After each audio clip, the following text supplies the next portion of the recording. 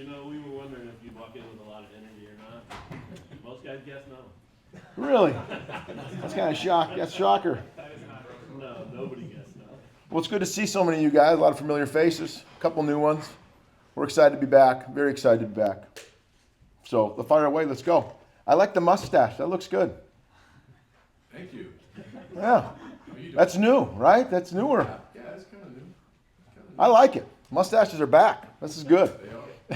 You've been waiting decades for that to You still return. got your beard? This looks great. I know. I'm a big beard guy. Hides my ugly face.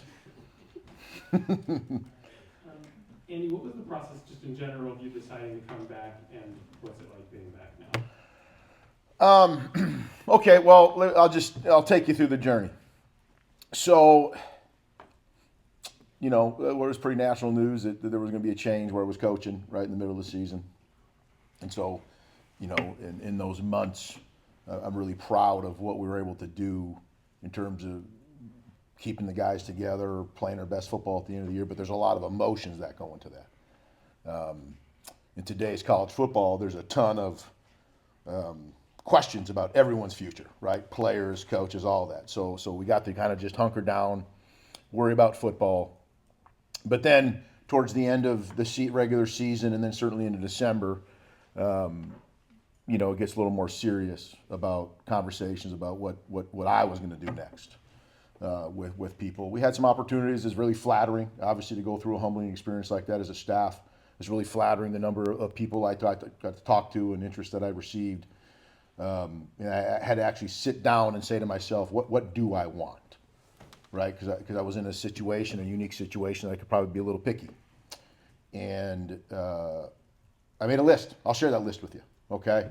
So I said, number one, I wanted to go to a place where my family, my wife and kids were going to be happy, right? That you know, schooling and the sports that they're involved with. Pickleball for my wife, big pickleballer. So reach out if you're competitive in pickleball because you want to play. We could go to a place where that was going to happen. I wanted to go to a place where my quality of life, meaning the people that I get to work with, right, on a daily basis, where I live, all that kind of stuff is good, okay? And then professionally, the three things that I wanted to go to a place that I could make an impact. I wanted to go to a place where I was going to be surrounded by people who were high capacity, that love teaching, that love coaching, right? And then from a player standpoint, they love the idea of daily improvement, and they want to stay in the front end of the best practices in football. And then lastly, I wanted to go to a place I know we could win. And so I had that list, I had that criteria. I said, that's what matters to me. And as I talked to universities and in schools and individuals and whatever, professional teams, this was a place that checked all those boxes in spades. So that is kind of my journey to come back. And the second part of your question was how excited I am to come back. I'm very excited to be back. Very excited to be back.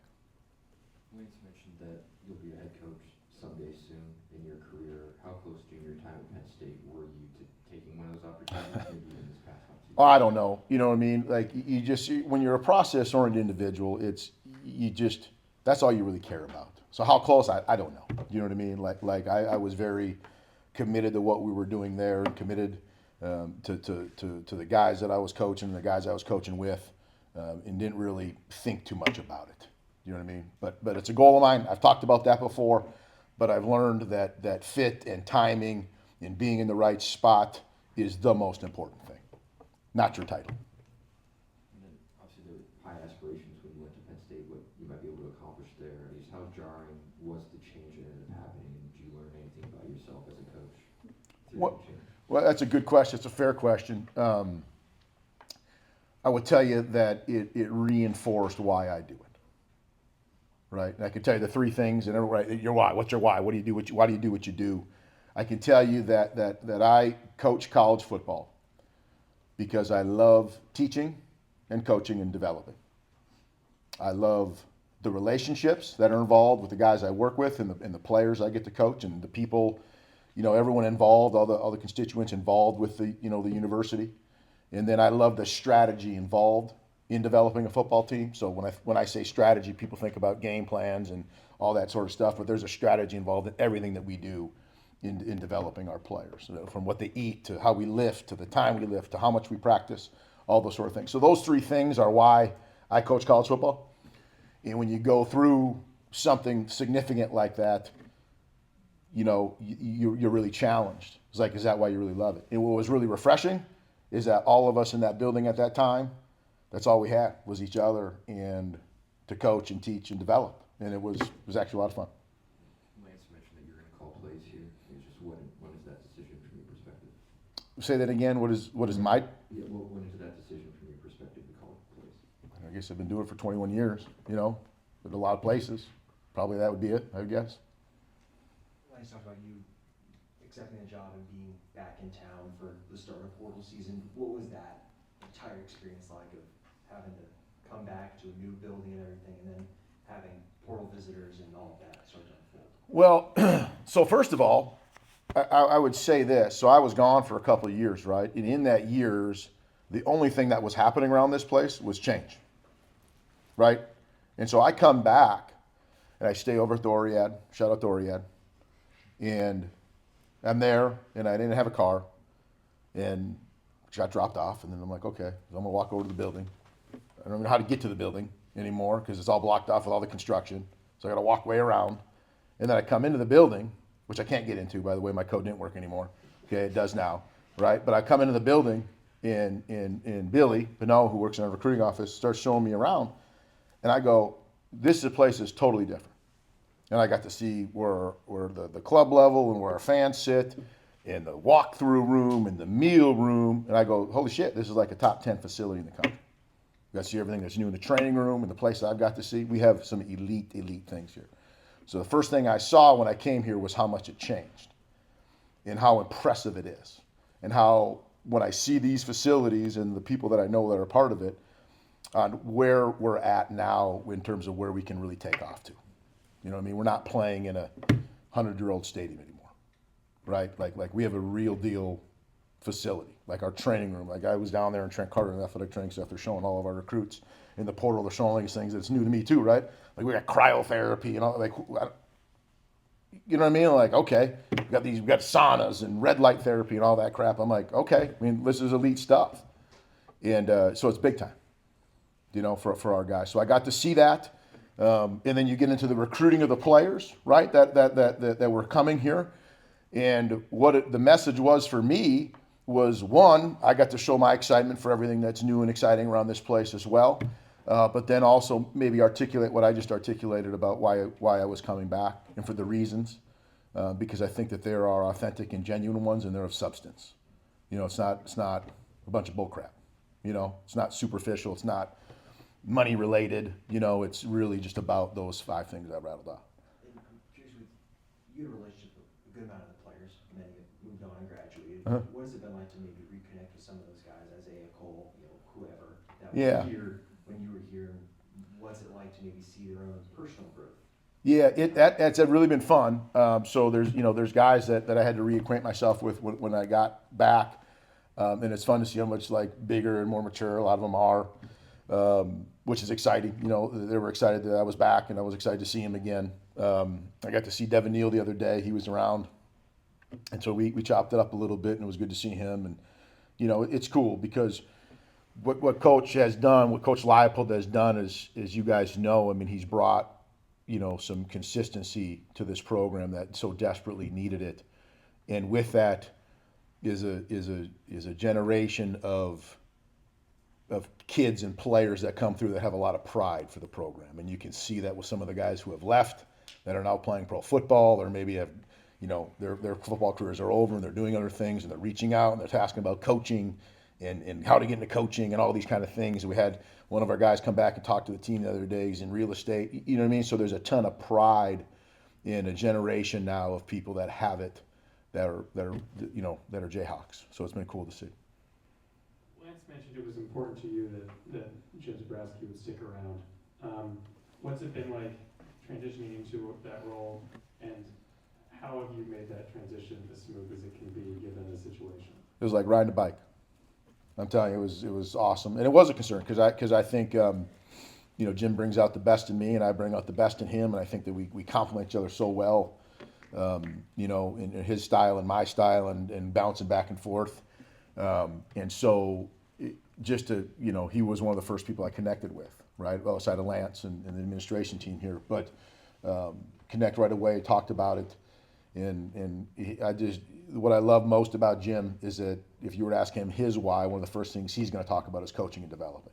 Like, I'll never forget, I don't know how many years Jim and I have worked together now, but we're sitting at a youth camp in the summer, and the camps, as you guys know, in June are just crazy for coaches, and so we're crazy busy. We're doing all these things, you're evaluating, you got recruits, you got all these things, and I'm just watching Jim coach the lowliest kid at camp. You know what I mean? But he's coaching his ass off on the guy because he just loves coaching and teaching. And he's giving this kid as much attention as the kid that we're trying to recruit. You know what I mean? And so that, if I could, that visualization I just gave you, that's Jim Zabrowski, right? And so to me, that resonates a ton with me. And then you maybe touched on this a little bit, but what are some of the biggest things that you learned from years of, you've been with Lance for a long time. Mm-hmm. What are the biggest things you learned from seeing how someone else does it? Well, that's I've been blessed in my life. I think when it's all said and done, at least at the Division I level, I'll have been able to work with two coaches who were probably considered some of the best coaches in college football, and that's really cool in Lance and James. What I would tell you is it's the similarities that stick out in terms of, number one, keeping it about the players and how important that is. Whatever kind of person you are, how loud, obnoxious you are like me, or how soft-spoken you are, if you keep it about the players and focusing on their life and developing them and their quality of life, that's what moves the needle in organizations. So seeing that done in a different way is, again, it's reinforcing to the things that are really, really positive when working with Lance. And there's a bunch of things, right? Like if you guys, if any of you guys take a different job and you change, there's just a ton of growth that happens, the things that you see reinforcing so many of the things that were similar, with Coach and how they run the organizations. Andy, you obviously had some real success at Penn State. Mm-hmm. Maybe not enough, obviously, but you did have a heck of a year there and saw in the new landscape of college football with the playoff and everything, what that looks like, what it takes to get there. Did you ever, or have you thought about Kansas can get there? Absolutely. Yeah. Was the last thing I said, to win. Why not? The margin of error is so small. And I will tell you this, you are never as far away from either end of the spectrum as you think you are. You are never as far away from never losing a game as you think, and you are never as far away from not winning a game as you think. And so the decisions that we make today, the behaviors that we have in as an organization today, the things that we're doing in training have such a compounding effect on what happens when we actually kick the ball off in fall. And what I got to see is at how different everybody can be and have success still, right? Playing in different leagues. Now, don't get me wrong, you have to have the great players and they have to perform. That's an obvious thing. But you are absolutely, to answer your question, yes, it's right there. You know what I mean? Now, we're process oriented. Like, we don't talk about wins. We don't talk about, you know what I mean? Obviously that's a goal for everybody. Everybody wants to win every game they play. They're never setting out to keep it close, But because we have such a process oriented mindset around here, I think the understanding of what we're doing now matters a ton for what's going to happen in the fall. I also wanted to ask you, you gave us your list. In that process of making that list, or before you made it or after you made it, did you consult with anybody who had gone back to a place, or do you know anyone that's been in the shoes? I talked to a lot of people. You know what I mean? I talked to a lot of people, a lot of different levels, a lot of different experiences, pro football, places that have gone back to other places and things like that. And you get feedback. And like I said, at the end of the day, you end up making the best decision, hopefully, for your family, which again, I have told. I sleep very well at night knowing that we did. But yeah, you want to ask. Because, it was a situation, I appreciate you asking this, and I'll just, whatever, I always want to be candid with you guys. It was a situation unlike anything I've ever been in before. Okay, there's a bunch of options, you know what I mean, a bunch of different roles. Like, what do you want to do? Because you didn't have to pick one, you know what I mean, because it made sense that it was the next best job or one of two opportunities, right? It was one of several, and it could have been anywhere in the country. Part of that was like, we just want to go live someplace that'd be really cool, we had those conversations, So I did. I asked a lot of people. You know what I mean? And again, the main thing, going back to I think what someone asked about what it was like to go through it. I go, when you go through it, when you are again reinforced why you do it in the first place, you're like, that's what I want. So I want to be able to go to a place I can make an impact and coach and teach and develop because that's what I'm passionate about. You guys, Kirby, you've been really quiet back there, my man. What's the deal, bro? just listen to you, Coach. Guy gets a knee replaced, you know what I mean? All of a sudden, right? Anyway, sorry, go ahead. You guys added Chase to the quarterback Mm-hmm. room. What made him somebody you wanted to add to that group? Well, the first thing you look at his film is his athleticism, right? And I really value that. I think it fits what's in the quarterback room now a ton. It's going to add a lot of competition to that room. But to have, what happens is, I'll give you this an example. So let's say you had a Lamar Jackson type of quarterback, right? Well, the guy behind him, if he is Peyton Manning, right, which is a hell of a backup, but you get what I'm saying? Their skill sets are different, right? Like, what does the offense look like when all of a sudden he has to go into the game? And is it a huge departure from what it was when the other guy's in there? Because now it's not just like the quarterback has got to be different, but like all the players and what they have to do has got to be a little bit different. See what I'm saying? So there's some merit to having some similarities, at least if you will take what is it called, the Venn diagram? Is that right? Like with the little bubbles overlap? Is that right? Okay, good. Thank you. That Venn diagram. All right, right. It all overlaps. We want them all to be individuals, and some skill sets are going to be better than others. But there's got to be an overlap of some of that. And so there was an athletic piece that he definitely demonstrated. I thought was outstanding. Good addition. You guys added Dylan Edwards. Obviously, he's a different running back than Devin Neal. But do you see kind of similarities, and would you be using him kind of similar to what Devin gave? Well, I think his skill set is a very unique one. And I'm excited to work with him because he's a fun. He has some unique skill sets and talents that merit some specialized packages for sure. So I think that's true of a lot of players that have been able to coach. But he again, I'm bringing up Venn diagram again, right? So like if you take those guys, then the great running backs have to have a couple things in common. The vision is a critical one. You know what I mean? The ability to get yards after contact is the second one. And then what separates them is what happens outside of those two things. Okay, and I think when you look at Dylan, his ability to operate in space is so unique and it's so elite, really, that it's going to just, we need to do a great job of utilizing him that way. So I'm really excited about working with him.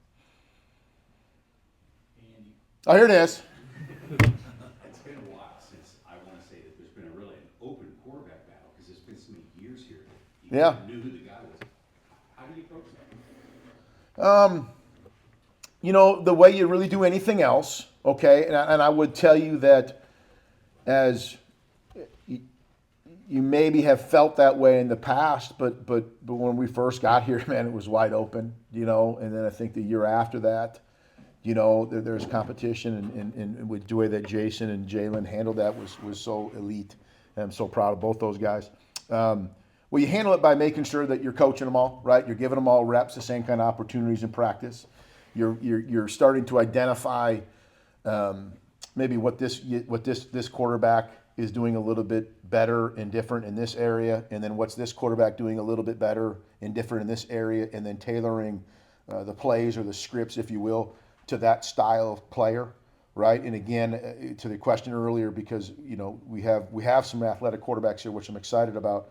There'll be enough overlap, but as they start to evolve and grow and change, and again, not that one is a better or worse, but like he's better at this and he's better at this. Okay, well, let's put those guys in a position to succeed, right? It would be a way that you would intentionally start to script and prepare those guys to really showcase what they can do well. But it's going to start with equal opportunity, going to start with equal chances to go out there and demonstrate how they operate, the huddles, everything like that, right? And they've already started doing it. I've been really pleased with that group.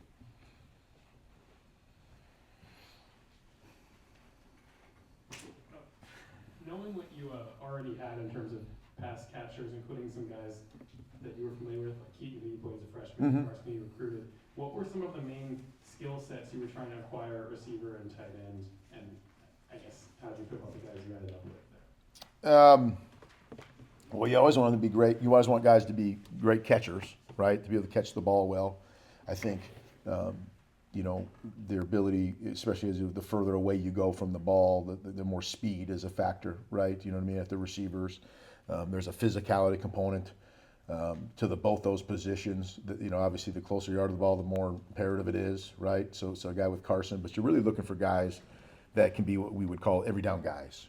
They don't have a deficiency in an area or another that requires them to come off the field when they're going to be asked to do this, right? So, for example, you don't want to ask the guy who is 140 pounds to go in and crack a linebacker, okay, right? So you would probably take him off the field if you're going to ask him to do something like that. So what you really want out of all those positions is to be every down guys that are fast enough to take the top off and run a post, that are nifty enough that you can throw, you know, intermediate routes, that can make enough contested catches that you can go out there and win versus press, and that are physical enough to go in there and help us run the football. Going back to before the portal started, did you go back and look at the roster, the personnel offensively? And I know you're familiar with guys like Calvin, Yeah. Andrew Kotelnicki, but what was that process like of maybe reacquainting yourself with what the guys showed on tape last year, and maybe what were the things that stood out when you looked at just the guys who were on train? I don't know that it's fair to get into individual, you know, evaluations. Like I said, some of the guys that I knew coming back, it was just kind of fun to see them play. You know, it's like, oh, I remember, you know, going to Carson's high school musical to recruit him. It's a true story, by the way. Went and saw Grease. His mom was the producer. Or is that what they call it when you run it? Director. That's what I said. Director, right? So she was the director. But I got to go see Carson, and all of a sudden he's out there, he's playing snaps. And again, they've been gone for a couple of years, so that, you know, you get to see those guys do that. It was more that when I got here, it was show me, you know what I mean, what's happening now with my own eyes, not off of film. Show me what you're capable of, what you're doing. And all those guys that I knew, part of the reason they were here in the first place is because they were men of action, right? And that they were doing those things right away when I got here. In the offensive line, the spot you guys added several players in the portal. Was there a point of emphasis when you guys looked at that position of styles that you wanted to add? Well, you know, similar. I'm going to speak in generalities here, but you always want your offensive line to be physical, nasty. You want them to be able to be athletic and bend and can run. We really value athleticism in our offensive line because of what we want them to do. I think that allows us to be a little more multiple. You know, and then we're looking for guys who got some reps and experience. You know what I mean? The ability to do it, and I think we're able to do that in all those areas.